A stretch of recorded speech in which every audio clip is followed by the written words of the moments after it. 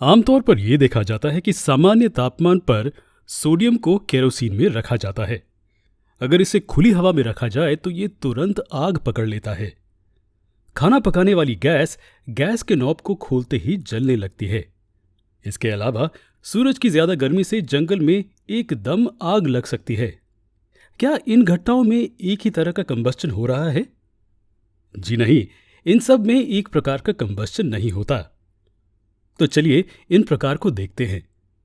पहले केस में हम देखते हैं कि बहुत ज्यादा एक्टिव एलिमेंट जैसे कि सोडियम खुली हवा में आते ही जलने लगता है। ऐसे केसेस एकदम होते हैं, इसलिए इसे स्पॉन्टेनियस कंबस्चन कहा जाता है। ये वो प्रकार हैं जिसमें सब्सटेंसेस अचानक से आग पकड़ लेते हैं और इसके लिए कोई भी एक्सटर्नल एक्टिविटी की जरूरत नहीं होती है।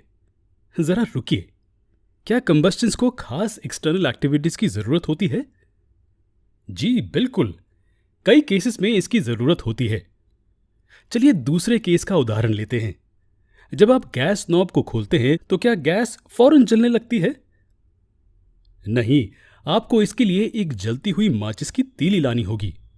इसके बाद ही आग जलती है। इसलिए इस प्रकार के कंबस्चन को स्पॉन्टेनियस कंबस्चन की सूची में शामिल नहीं किया जा सकता। तो फिर इन्हें क्या कहा जाता है? ऐसे प्रकार के कंबस्चन को रैपिड कंबस्चन कहा जाता है। जी हाँ, ये जल्दी से होते हैं, लेकिन इन्हें कुछ एक्सटर्नल एक्टिविटी की जरूरत होती है। तो अब हम तीसरा उदाहरण कहाँ रखें? जंगल की आग का केस। जी हाँ, प्राकृतिक रूप से होने वाले केस स्पॉन्टेनियस रिएक्शन होते हैं। लेकिन ऐसे क्यों? इसलिए क्योंकि सूरज से मिलने वाली ऊष्मा या बिजली से जंगल में एकदम आग लग सकती है। इसलिए ये एक प्रकार का स्पॉन्टेनियस कंबस्चन है। अब हम त्योहारों के दौरान जलाए जाने वाले पटाखों का एक सरल उदाहरण लेते हैं।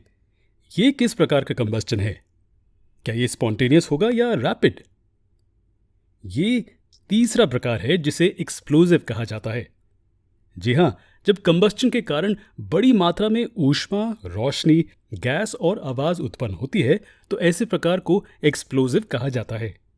आमतौर पर एक्सप्लोजिव कंबस्टन्स में कुछ एक्सटर्नल एक्टिविटी की जरूरत होती है जो रिएक्शन को शुरू करती है। ये एक्टिविटीज क्या हो सकती हैं? पटाखों के केस में उन्हें जलाने की जरूरत होती है। इसी तरह उन पर प्रेशर डालना भी कई बार काम आता है। ये विभिन्न प्रकार के कंबस्चन के बारे में एक ब्रीफ लेसन था। स्पॉन्टेनियस कंबस्चन्स, रैपिड कंबस्चन्स और एक्सप्लोजिव कंबस्चन्स।